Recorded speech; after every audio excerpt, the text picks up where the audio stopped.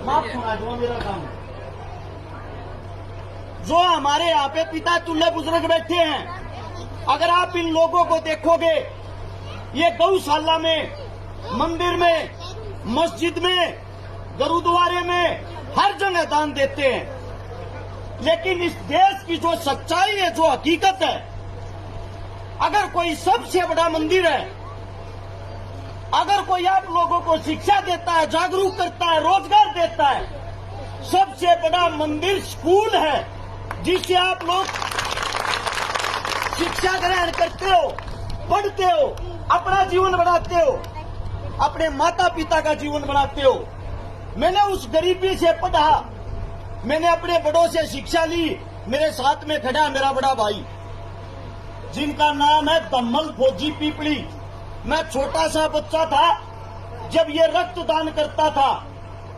इस भाई साहब ने अपने शरीर से 112 बार रक्तदान किया है और हिंदुस्तान के अंदर टीम बना के कई लाख लोगों को खून दे के उनकी जान बचाई है। इन्हीं को देखते हुए जब हमने ये देखा, हमने ये जाना कि जो असलियत में शिक्षा का महत्व है, असलियत में जो शिक्षा ग्रहण कर लेगा वो कभी दूसरे इंसान को परेशान नहीं देखेगा। उन्हीं चीजों को देखते हुए मेरा नाम हर्ष चिकारा है। मैंने अपने भाईचारे के साथ मिलके 250 उन गरीब बेटियों की शादी करवा दी जिनके घर में ना माँ थी, ना बाप था और ना ही उनके पास कोई पैसा था। मैं आज इस वक्त भी किराए के मकान में रहता हूँ। किराए के मकान में रहते हुए मैंने 1400 उन परिवारों को बसा दिया जिनके घर में पीने के लिए पानी का मटका तक नहीं था। 27.5 करोड़ रुपए की नगद मदद उन गरीब भाई बहनों की कर चुका हूँ जिनके पास कोई आस उम्मीद का साधन नहीं था। मैं आप सभी साथियों को बता दूं, मैं ये नहीं बता रहा आप लोगों को मैंने क्या किया है।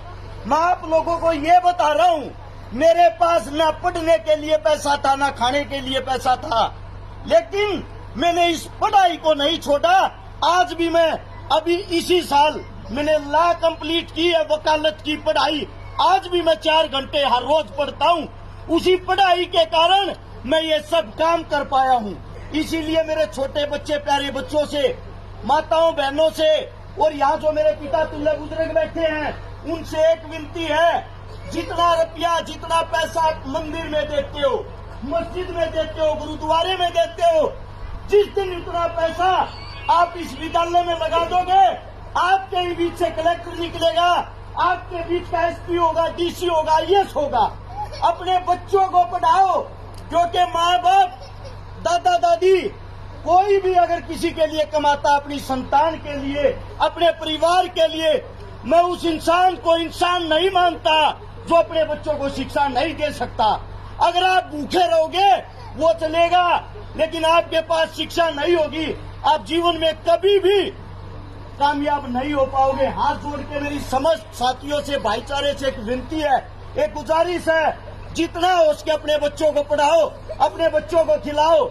हम हरियाणा से आते हैं, अगर आप खेलों में देखोगे 80% मेडल हमारे हरियाणा की बेटियां ला रही हैं हिंदुस्तान के लिए, क्योंकि वो अपनी बेटियों को, अपनी बच्चियों को सपोर्ट करते हैं, सहारा देते हैं, खिलाते हैं, पिलाते हैं।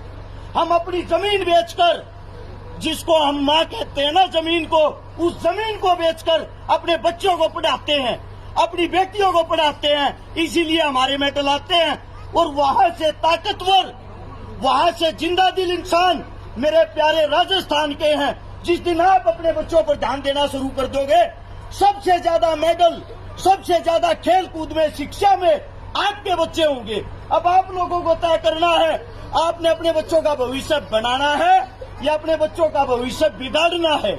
अगर मेरे मुख से कोई गलत शब्द निकला हो, कोई गलत बात निकली हो, उसके लिए हाथ जोड़ के क्षमा चाहता हूँ। सभी को राम राम, जय हिंद। धन्यवाद बहुत बहुत भाई साहब आपको।